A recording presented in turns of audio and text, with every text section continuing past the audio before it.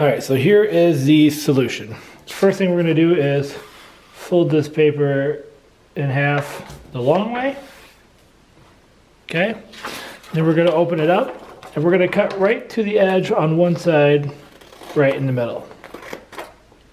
Then we're gonna flip it around on the other side of this middle crease. We're gonna make 2 cuts,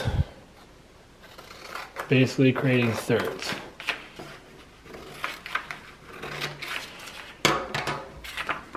So good so far? Awesome. Then we're gonna flip it backwards. And all we're gonna do is these small pieces here, we're just gonna bend the other way, just to get that crease going the opposite direction.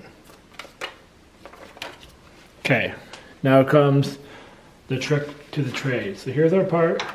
All we're gonna do is just invert the paper. Okay, and my arm might have been blocking that, so once again, I'm right here.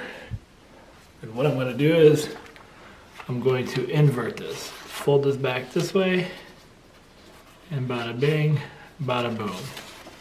Just like so, here to here. So simple.